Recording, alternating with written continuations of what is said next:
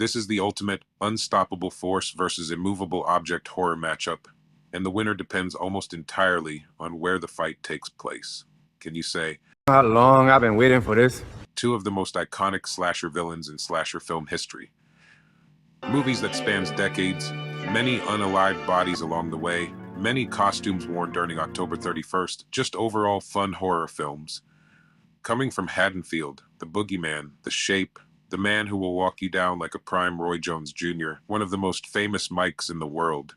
There are three famous Michaels: Michael Jackson, icon; Michael Jordan, legendary; and Michael Myers, mythical, who rocks his white mask with those black dead eyes looking out.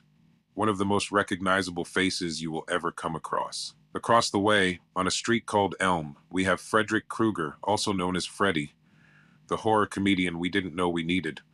The one who chases your dreams, but sometimes forgets to chase his own.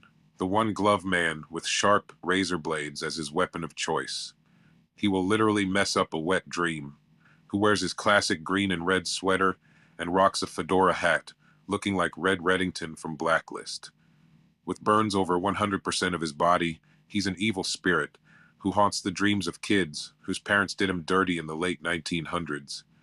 Now strap in, get that popcorn ready, pop open a Prime, and enjoy this battle. And wait till the end to see who the storyteller has coming out on top. Let's start with the Dream Demon. Freddy Krueger is a vengeful spirit who exists primarily within the dreams of his victims. He can manipulate the dream world at will, creating terrifying and surreal landscapes to hunt his prey. Before he turned into the evil spirit we know of, he was a man who, let's just say, watched kids in the wrong way. Go to one of them Diddy parties, and him and Diddy was in the pool. Mans would have been on the Epstein list. And parents got together, as they should, since the police wasn't doing nothing.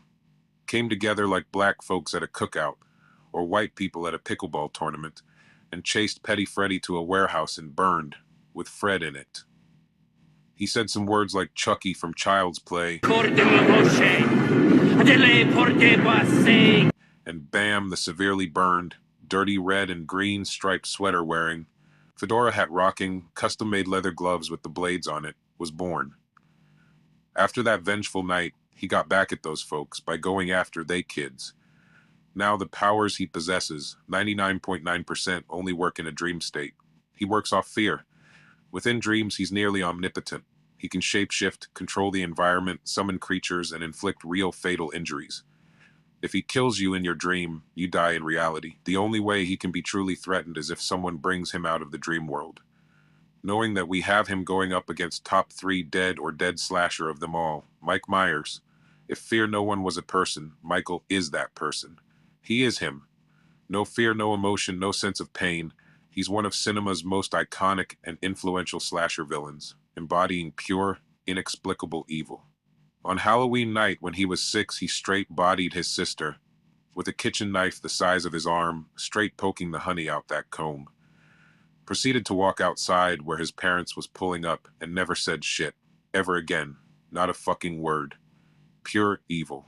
Michael has no clear motive in the original film and its direct sequels. He just goes around delete folks and making them unsubscribe to the channel life. He doesn't speak, grunt, or express pain. He kills simply because he is evil. He is often described as a force of nature or the embodiment of death itself. Freddy comes at you in your dreams, but Mike has superhuman resilience while you're awake trying to fight him. Despite being shot, stabbed, burned, and seemingly killed multiple times across the franchise, Michael consistently returns.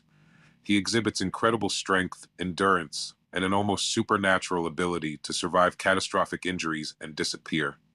Since Freddy feeds off fear, he won't have no upper hand against a man who is fear itself. Freddy might land some nasty claw swipes, but Michael would keep advancing. Without dream powers to instantly heal, teleport, or reshape reality, Freddy couldn't evade Michael's brute strength forever. Michael would eventually overpower him and inflict catastrophic physical damage Freddy couldn't recover from in the real world.